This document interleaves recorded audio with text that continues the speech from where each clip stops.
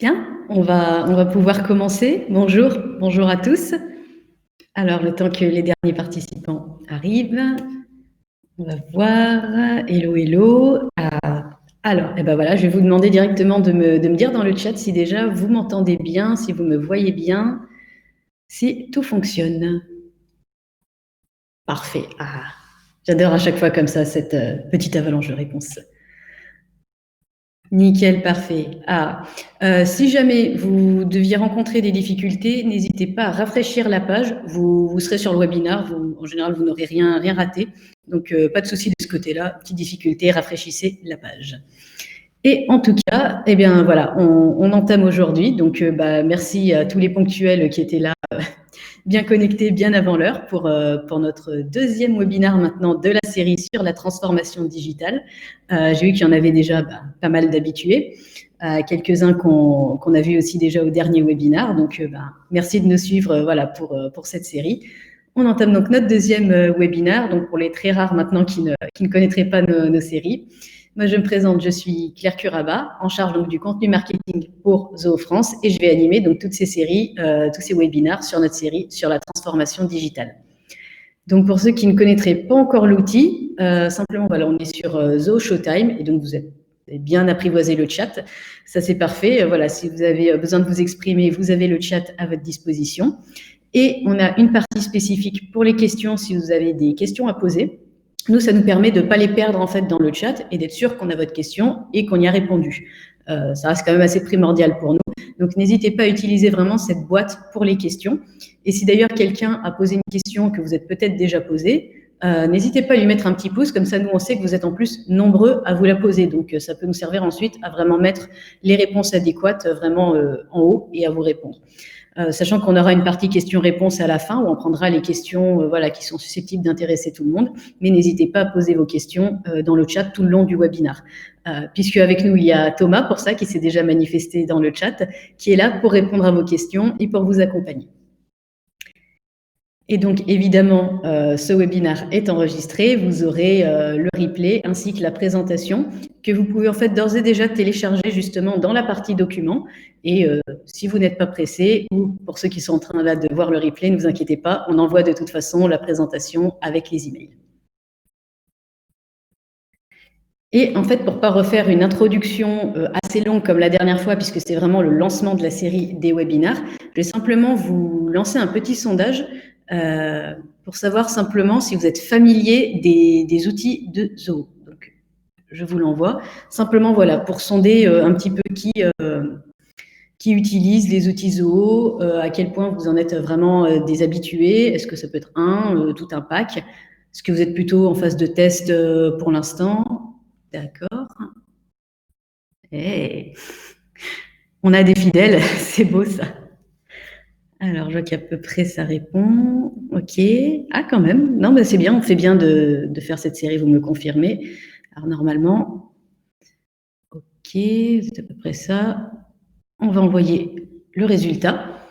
Donc, en grande majorité, quand même, vous utilisez beaucoup les outils, donc ça nous fait plaisir. Mais voyons si on peut toujours vous apporter de quoi creuser. Et pour ceux qui essayent, vous allez voir, à mon avis, vous allez découvrir pas mal de fonctionnalités.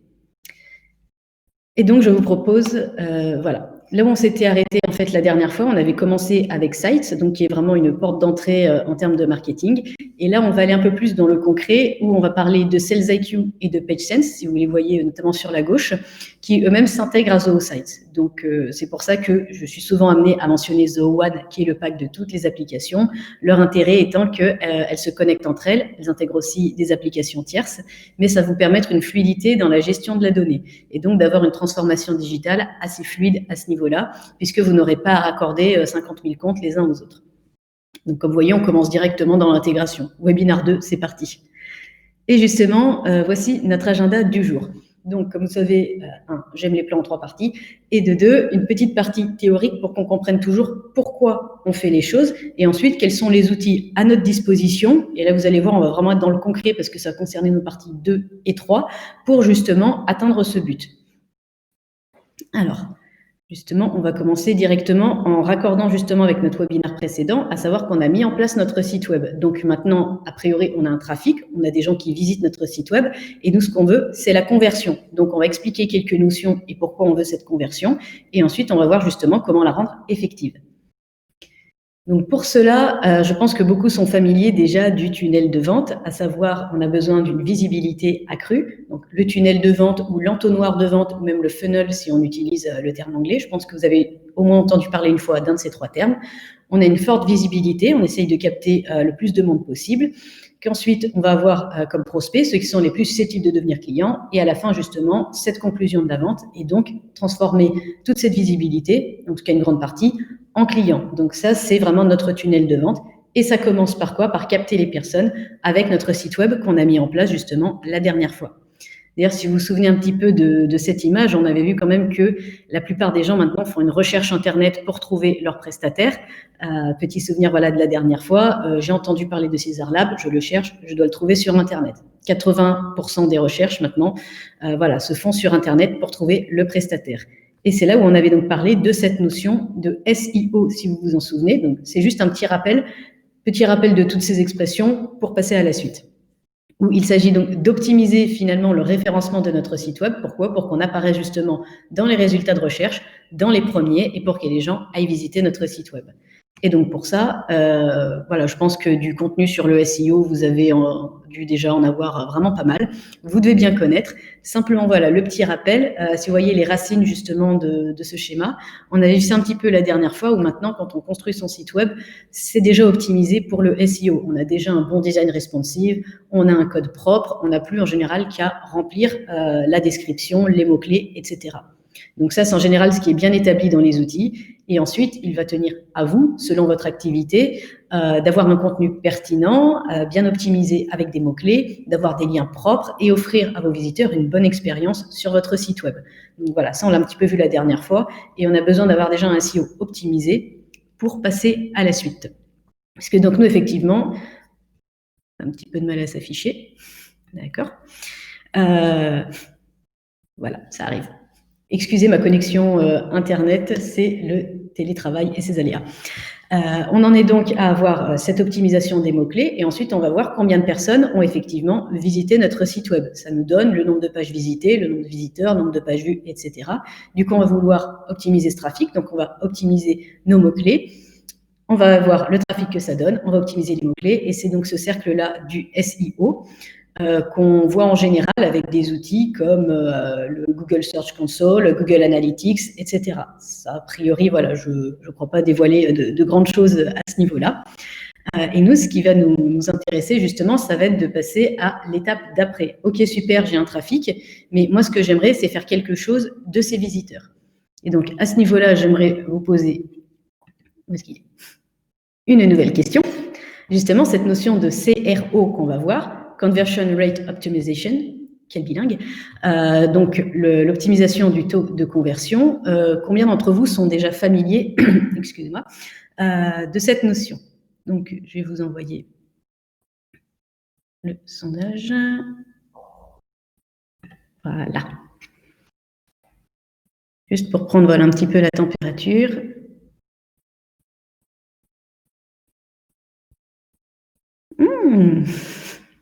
Ok. D'accord. Bon, on va bien faire de s'y attarder, mais vous allez voir, c'est assez simple. Donc, je vais partager les résultats du sondage. Ah, c'est quand même assez égal. Hop, voilà. Donc, vous êtes quand même, voilà, 7 à bien le pratiquer, quelques-uns qui connaissent la théorie, et on a quand même non ou non pas vraiment. Donc, ça va nous faire du bien, effectivement, d'aller voir cette notion.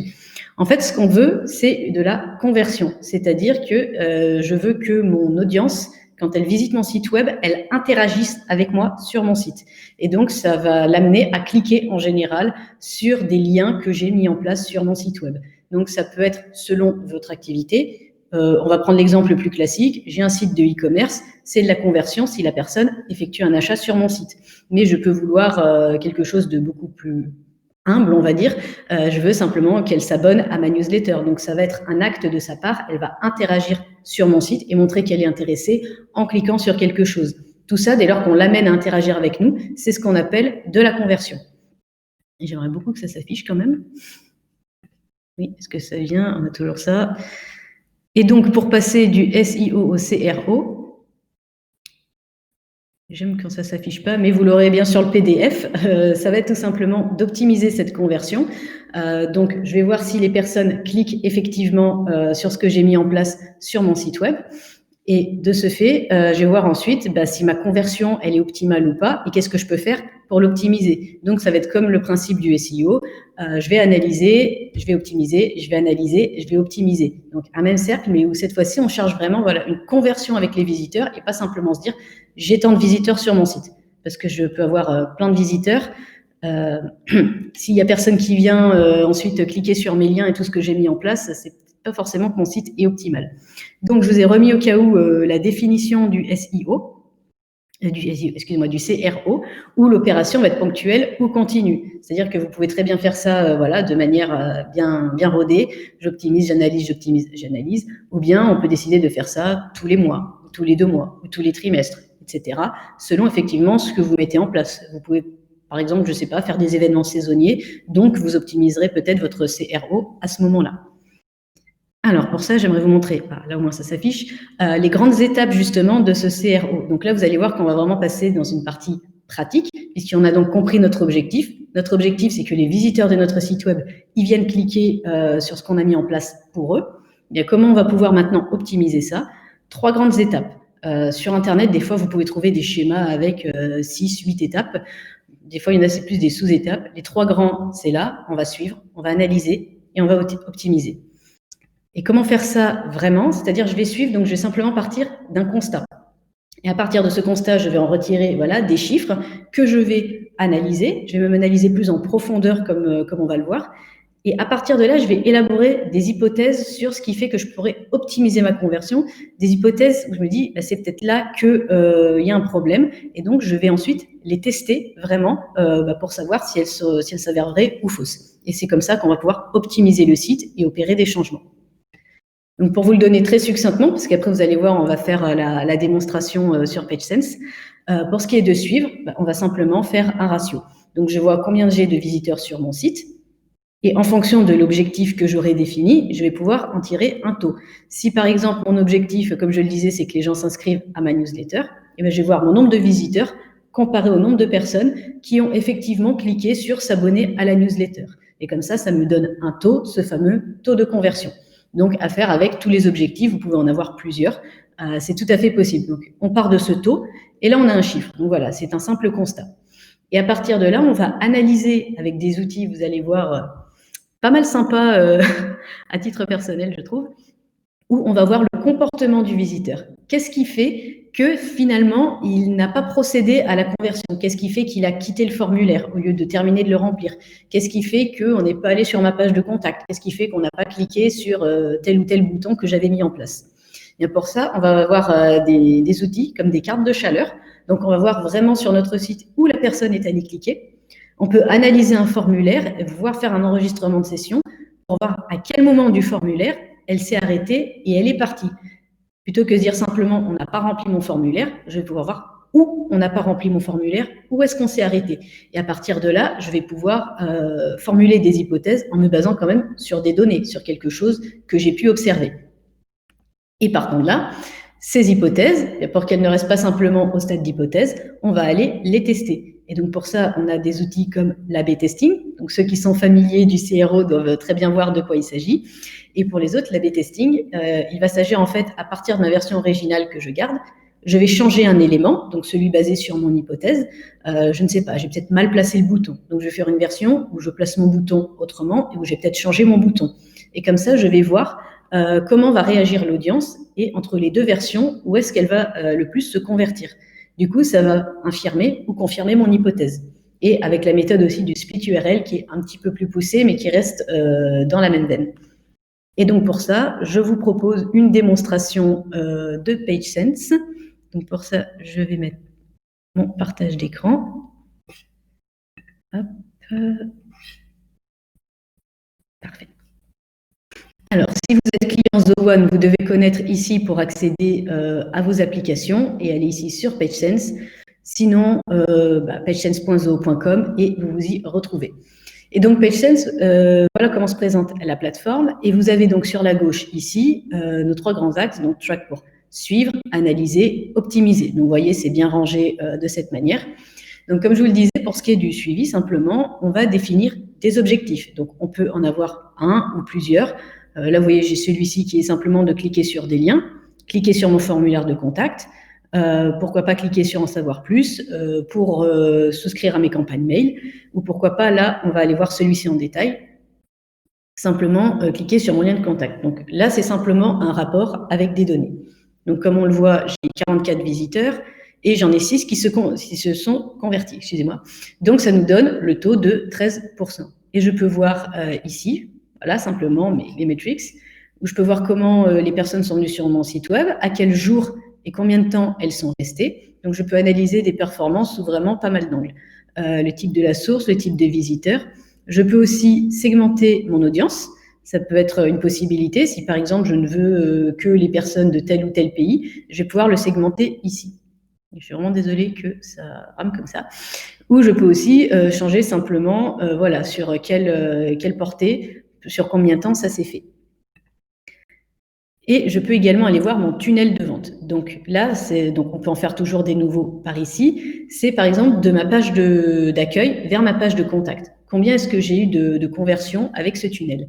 Donc sur 45 visiteurs, j'en ai 7 qui sont allés sur ma page de contact. Donc j'ai mon taux. Mathématique assez simple.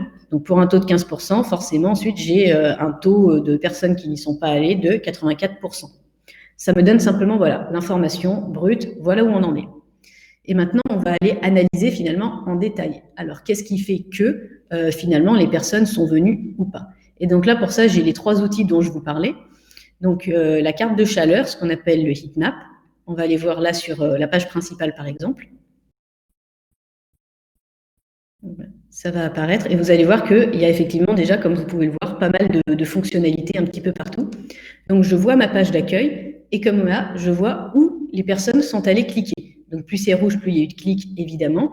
Donc, je peux voir que j'ai 159 visiteurs et 43 qui ont cliqué sur des liens. Donc, j'ai quand même un bon taux d'engagement de ce que je peux constater. Et ce qui est intéressant, c'est que je peux le voir si c'est sur tablette ou aussi sur mobile, puisque l'expérience ne va pas être la même. Oui.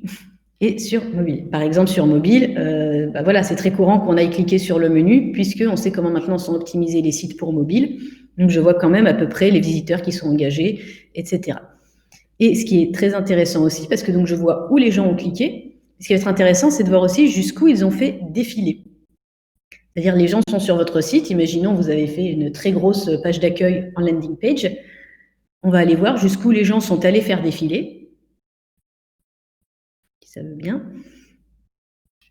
Voilà. Donc, évidemment, encore une fois, plus c'est rouge, plus il y a eu de monde. Et plus je fais défiler, plus on va vers le bleu, donc moins il y a eu de personnes qui sont venues. Et ce qui va être intéressant de voir du coup, c'est vous allez voir votre landing page avec les yeux de votre visiteur. Et si par exemple, vous voyez mon bouton souscrire à la newsletter, il y a 23% de personnes qui l'ont vu. Donc même pas un quart de mes visiteurs a vu mon bouton s'inscrire à la newsletter. Donc rien qu'avec cette donnée-là, vous voyez, je vais déjà formuler une hypothèse. Peut-être que c'est trop bas pour ce bouton s'inscrire à la newsletter.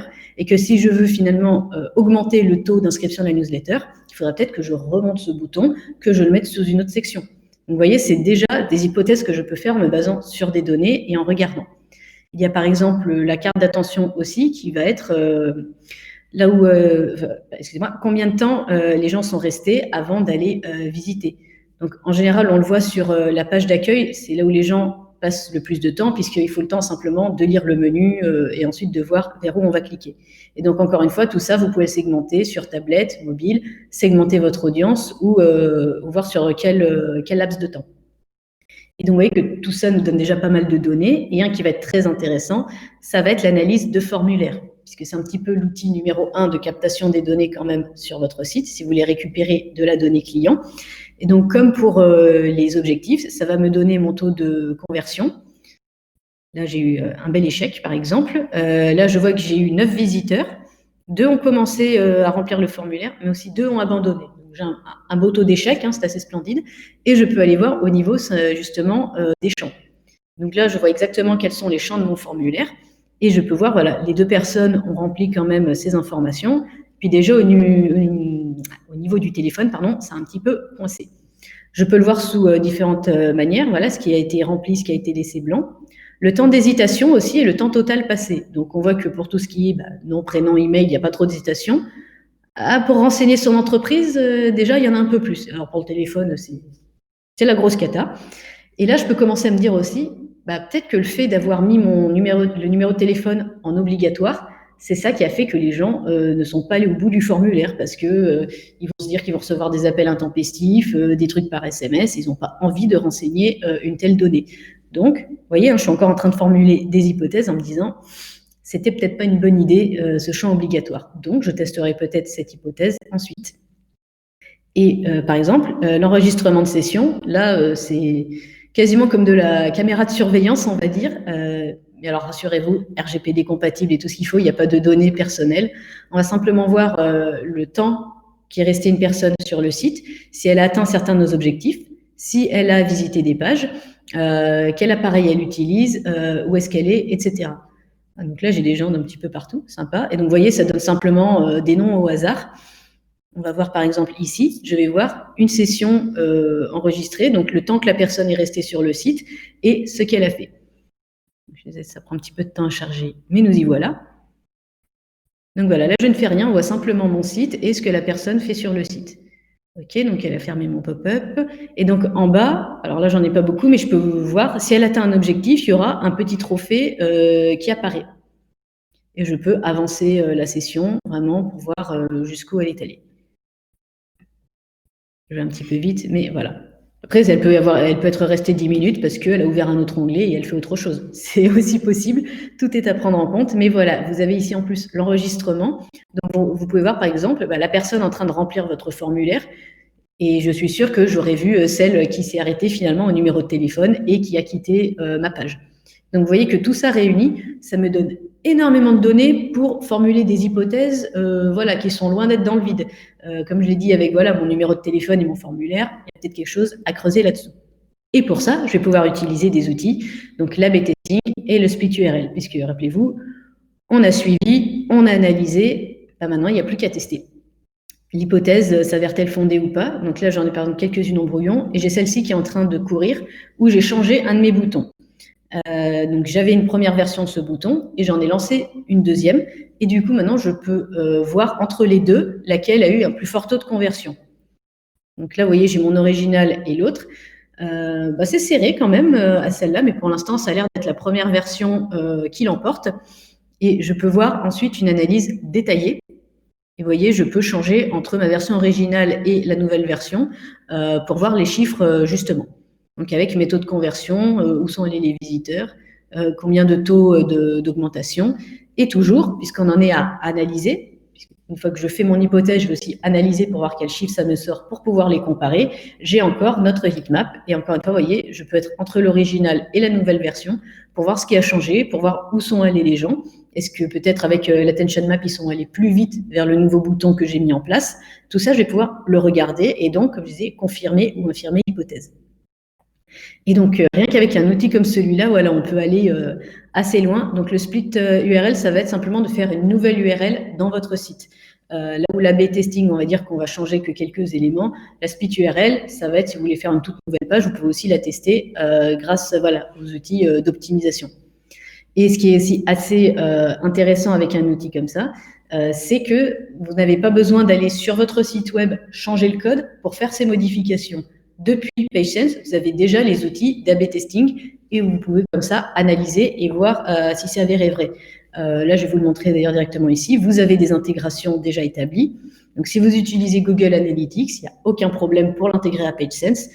Voilà, vous avez déjà votre site, vous utilisez Google Analytics, vous voulez faire de l'optimisation de taux de conversion. Il suffit simplement de l'intégrer à PageSense. Nous, par exemple, on a même ajouté les Google Ads. Et ce qu'on verra un petit peu après, Sales IQ également s'intègre dans PageSense. pour vous dire que voilà, vous avez les 3 niveaux pour l'optimisation que vous pouvez faire depuis une seule plateforme qui va analyser. Voilà, vous n'aurez pas à ajouter d'autres applications, une application d'A/B testing, et puis j'intègre encore ça, et j'intègre encore ça. C'est pensé pour être vraiment tout en un. Je vais arrêter le partage une seconde. Voilà. J'en ai perdu ma caméra. Et on va passer donc à une deuxième partie. Donc, ce que je voulais montrer ici, c'était vraiment cette optimisation de la conversion, donc, presque en étant dans un mode passif, c'est-à-dire qu'est-ce que je peux changer sur mon site web pour amener mon audience vraiment à interagir. Et là, on va passer dans une deuxième partie pour booster l'engagement. Là, on va aller justement à la rencontre de nos visiteurs. C'est nous qui allons les solliciter et en gros leur dire bonjour. Finalement, là, on est dans le cœur de ce qui est de la transformation digitale, puisque c'est ce qu'on ferait exactement en boutique. Si on a quelqu'un qui vient dans notre boutique, on va aller le voir. Est-ce que je peux vous aider? Est-ce que je peux vous renseigner? Qu'est-ce que je peux faire pour vous? Eh bien là, on va le faire directement depuis notre site web à l'aide des outils suivants qu'on va pouvoir voir. Donc, question transformation digitale et question concrète, on y est. Par exemple, je peux mettre en place des sondages. Est-ce que vous avez trouvé cette page d'aide utile? Vous pouvez le faire sous forme de notation, vous pouvez le faire sous forme de questions, et comme on va le voir, on peut aller assez loin aussi dans la configuration. On a aussi tout ce qui est pop-up et notifications. Donc, accepter les notifications, je pense que voilà, si vous avez visité des sites web, vous devez déjà savoir de quoi il s'agit. Et aussi les pop-up. Donc, si vous voulez que quelqu'un s'abonne à votre newsletter pour ne rien manquer, si vous avez des ventes en ce moment et rediriger vers votre page de vente, je préfère mettre un petit peu en garde malgré tout. Attention à pas trop en mettre. C'est pas parce que justement on a les outils qu'il faut y aller à fond. Souvenez-vous, il faut préserver l'expérience de l'utilisateur avant tout. On quitte un site web en moins de 5 secondes. Si la personne arrive et qu'elle a 50 pop-up de notification et accepter les cookies, surtout sur mobile par exemple, ça va pas le faire. Donc pensez-y avec parcimonie, soyez stratège pour les endroits où vous allez les mettre sur votre site web.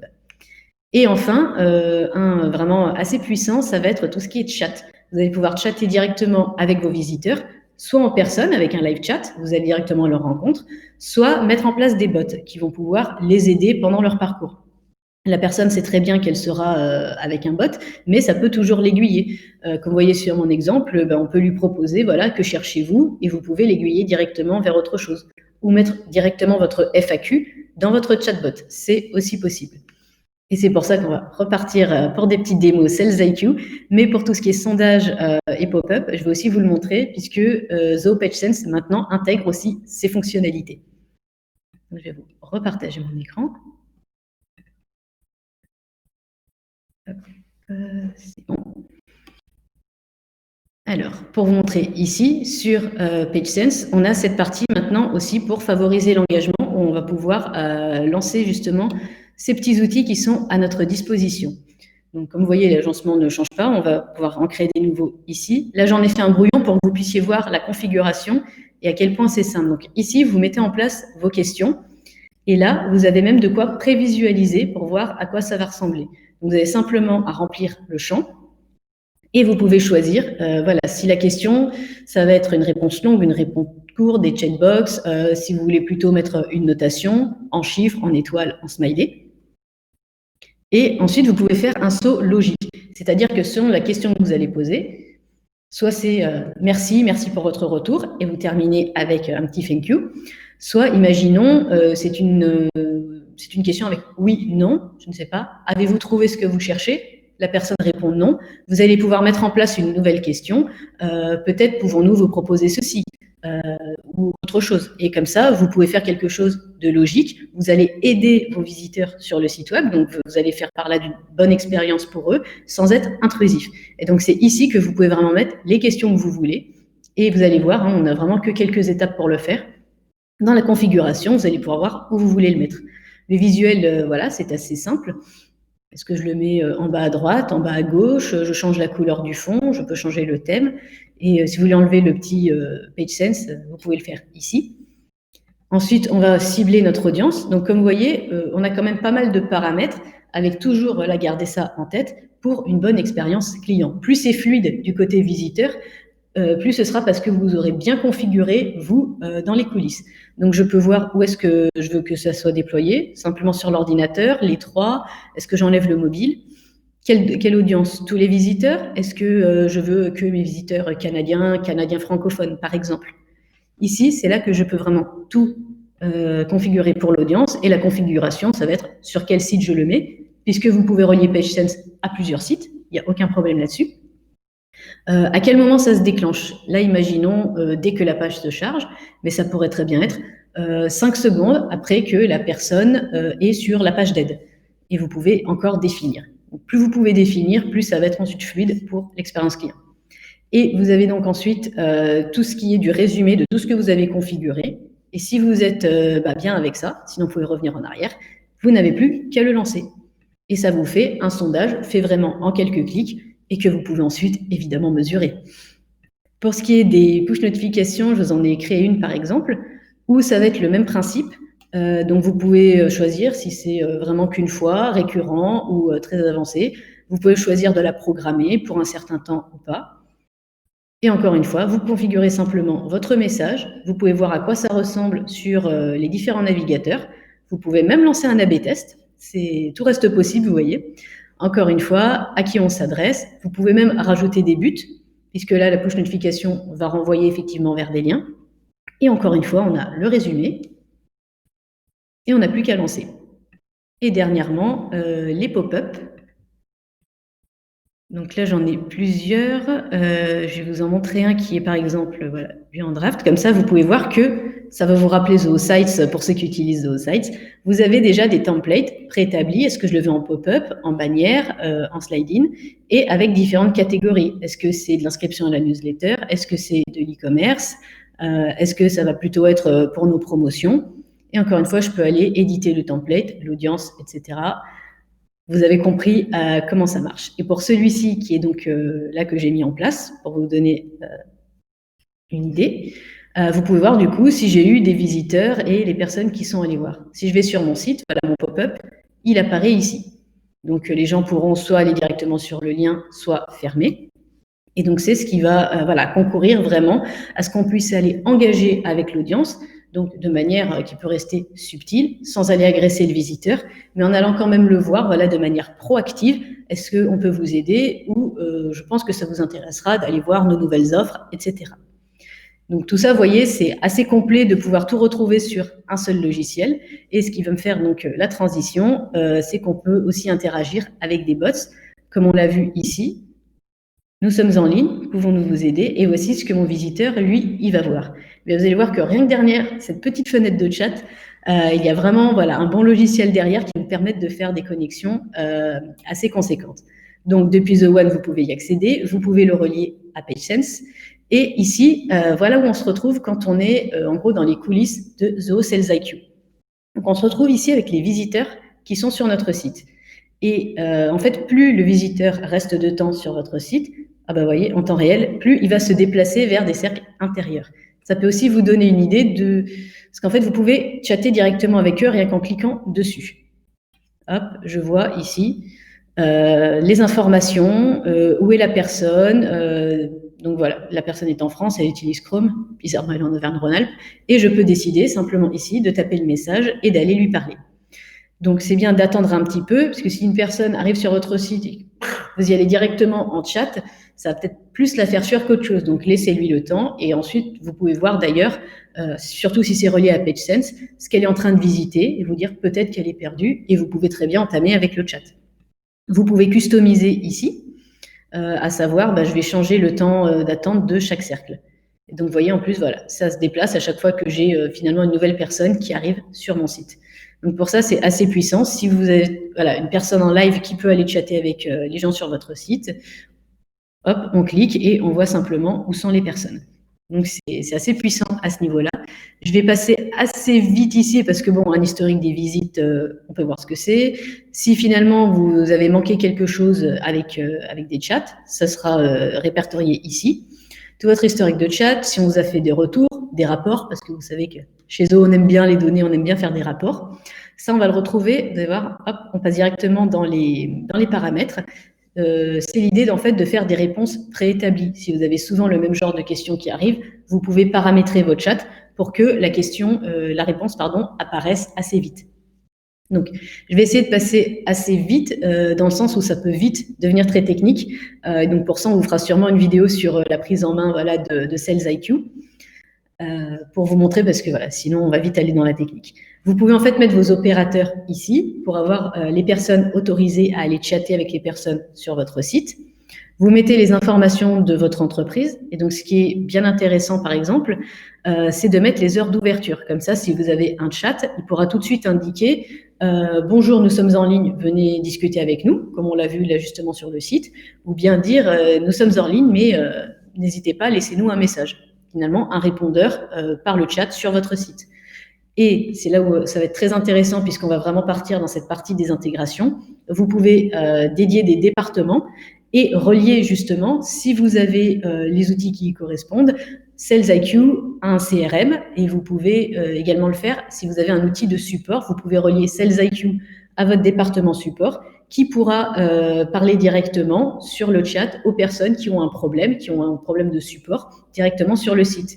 Si vous avez suivi notamment le webinaire la semaine dernière avec Thomas sur Zodesk, vous avez vu qu'il y a une intégration Sales IQ, et comme ça, vos équipes de support peuvent directement donner les bonnes réponses aux personnes qui ont ce genre de problème. Donc, c'est assez puissant à ce niveau-là. Là aussi, je vais passer assez vite parce que ça va être toute la configuration de votre portail. Mais encore une fois, pour avoir une expérience la plus fluide possible sur votre site, c'est ici que ça se passe, en paramétrant vraiment comme vous le souhaitez. C'est-à-dire, si vous êtes vraiment engagé avec la personne, vous pouvez voir si vous lui envoyez des emails, si vous faites une assistance à distance, et donc si même vous prenez le contrôle de son ordinateur, si vous passez un appel audio. Si vous ne parlez pas la même langue, vous pouvez même mettre un Google Translate. Tout ça est possible. Donc, comme vous voyez, pas mal de paramètres, mais il suffit d'activer on/off. Donc, ça reste quand même bien accessible à chaque fois pour les applications Zoho. Vous utilisez nos applications, donc je n'ai pas trop de doute dessus. Les sites web que vous reliez, puisque vous pouvez relier plusieurs sites, et tout ce qui va être de l'automatisation. Donc, vous créez des règles et ensuite, ça va s'effectuer en conséquence. Par exemple, ici, ma règle, c'est qu'au bout de 3 secondes, le bouton pour converser apparaisse. Je peux décider que ce soit que sur telle page, etc. Donc là, ça va vraiment être à vous, selon effectivement ce dont vous avez besoin et ce que vous préférez faire, de le mettre en place ou non. Donc évidemment, vous savez, on aime bien les templates, donc c'est ce que je disais, les réponses préétablies. Et sinon, pourquoi pas faire votre FAQ directement sur le chat pour vous montrer. Voilà, si là je vais dans le FAQ, ça va être la FAQ de mon site. Et si la personne s'est déjà posé la question et qu'elle la voit dans la FAQ, elle peut trouver la réponse comme ça directement via le chatbot. Et ce qui va être très intéressant, et donc là ça nous fait déjà un petit glissement sur l'expérience client et notamment la partie vente, ça va être d'attribuer un score effectivement à nos prospects, à savoir si la personne fait telle ou telle action, ça va lui donner plus de points et ça va la qualifier vraiment comme un bon prospect. Et donc les équipes de vente, si elles sont reliées à Sales IQ, peuvent vraiment prendre en main toute cette partie de prospection et de qualification des leads. Et donc comme je vous parlais vraiment de cette partie intégration, c'est là où vous allez retrouver déjà pas mal d'applications Zoho, donc comme je disais, le CRM, le service de support, pourquoi pas les campagnes mail, mais comme vous le voyez, on intègre énormément d'applications tierces. Donc je vous laisserai le découvrir, si vous avez la version d'essai ou si vous êtes client Zoho One, Sales IQ évidemment intégré, tout comme PageSense. Donc vous avez beaucoup d'intégration et rendre vraiment un service très très fluide sur votre site. Arrêtez le partage.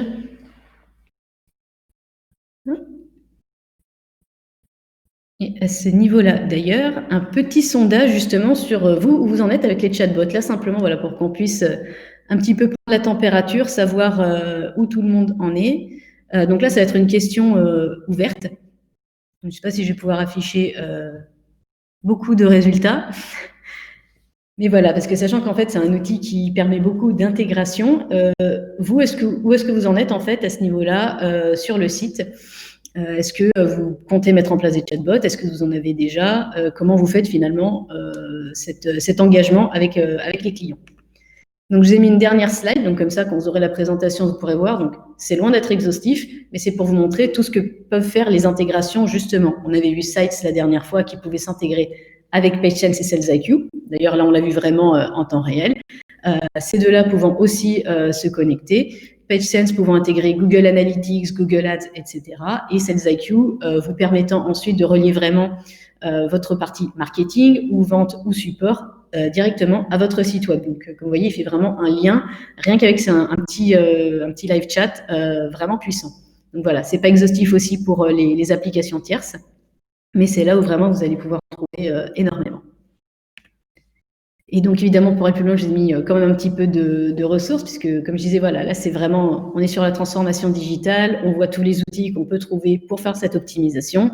Mais si vous voulez aller plus loin, on a, voilà, de quoi vous contenter un petit peu avant de faire des vidéos sur la prise en main, justement, des applications. Donc, pour nos coordonnées, évidemment, Zoho France, pour ceux qui ne sauraient pas encore, mais les autres, je vous connais, je vois déjà que vous nous suivez en plus. On a notre email zoho.france, on a notre compte Twitter et on a notre chaîne YouTube où vous pouvez retrouver les replays de nos webinars et en fait tout ce qui est contenu français sur Zoho, ce sera ici que ça se passe. Je vous ai mis évidemment les liens des sites et comme on fonctionne avec un réseau de partenaires intégrateurs, parce que je sais qu'il n'y a pas que des Français qui nous suivent ici, une bonne partie francophone de Suisse, de Belgique ou du Canada, je vous ai aussi mis les liens si vous voulez trouver un partenaire, voilà, pour vous aider à mettre en place tout votre projet. Et voilà, pour terminer ensuite avec cette série, 2020, il nous reste encore 2 webinars sur la transformation digitale. Donc le prochain, c'est dans 15 jours, le 3 décembre, avec notre partenaire Zsphere. On va donc parler voilà, là de créer des campagnes email engageantes. Donc j'y serai évidemment. Et je tiendrai également le 17 décembre celui sur la plateforme pour gérer ses réseaux sociaux. Donc depuis une plateforme unique, comment gérer tous vos comptes. Et vous allez voir qu'on peut quand même aller au-delà. Et je vous remercie de votre attention, d'avoir suivi ce webinaire. Et maintenant, je pense qu'on va pouvoir passer aux questions.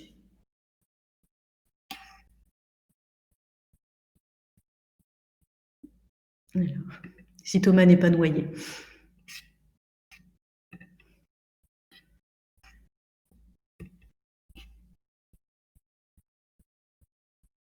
Est-ce qu'on a des questions génériques ?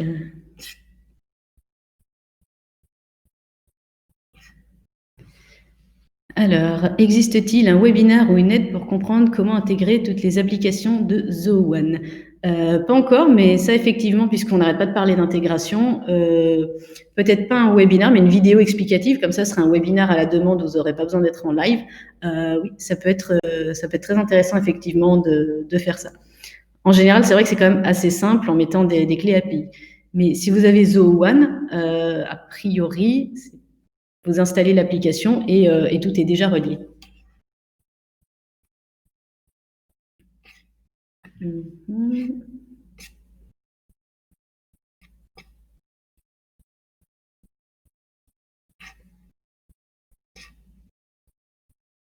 Merci Christophe. Alors, qu'est-ce que je trouve ?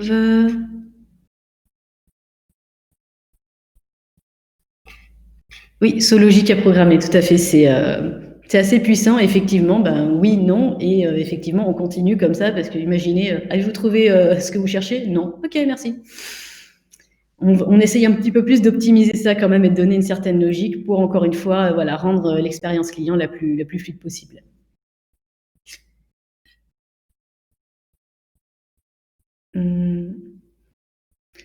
Alors normalement, donc je lis la question de Pierre. Quelle extension WordPress suggérez-vous pour intégrer Zoho PageSense ? Normalement, vous avez soit une API où vous allez rentrer simplement une petite ligne de code dans votre site WordPress, excusez-moi, et vous avez directement voilà l'intégration faite avec PageSense. Je crois que c'est dans les ressources que j'ai mis.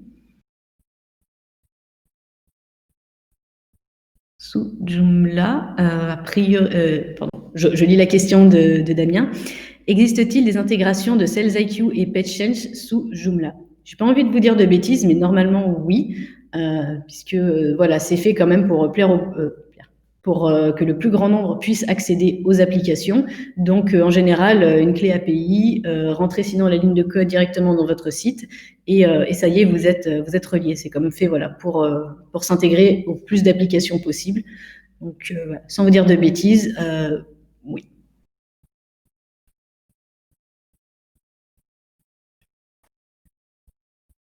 Tout à fait, Philippe. Une ligne de code suffit.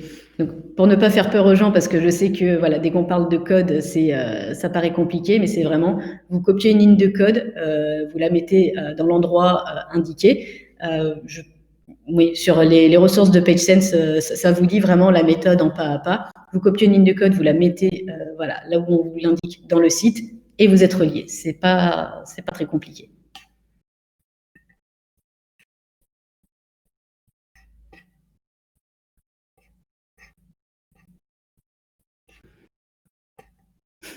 Ah bah c'est bien, vous répondez entre vous, c'est super.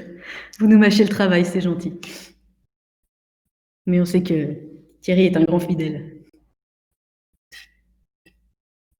Ok.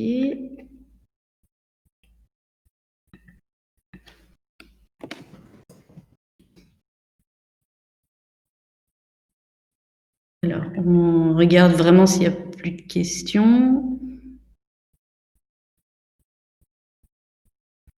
Ah, alors juste une dernière pour Oumar. En fait, les solutions Zo sont déjà clés en main. C'est dans le sens où vraiment, vous voyez que c'est très optimisé. Vous n'avez plus qu'à remplir vos informations, simplement reliées à votre site.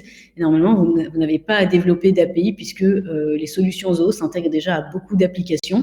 Donc, normalement, ça doit vous prendre ni temps ni argent puisque voilà, les solutions sont déjà optimisées. Comme vous avez vu, vous n'avez plus qu'à remplir en quelques clics.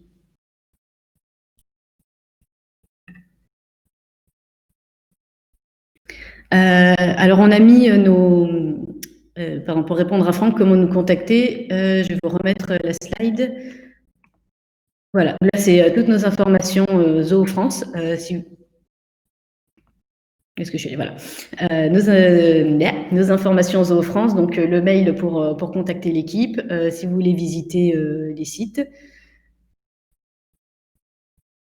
Et comme ça, on pourra normalement vous répondre, vous aiguiller. Et si vous voulez en fait directement voir un partenaire pour intégrer les applications Zoho, je vous ai mis les liens également. Comme ça, eux, ils vous suivent entièrement sur votre projet et ils voient ce qui convient le mieux de faire.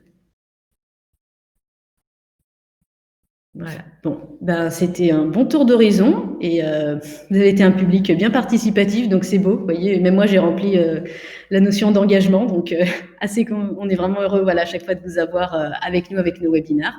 Donc voilà, petit rappel, vous aurez le replay disponible vraiment ce soir ou demain au plus tard. On vous envoie le mail avec la présentation. Si vous voulez la télécharger, c'est dans l'onglet documents également. Et ben, il ne me reste plus qu'à vous souhaiter une excellente journée et à dans 15 jours pour ceux qui assistent à notre prochain webinaire. Au revoir et merci.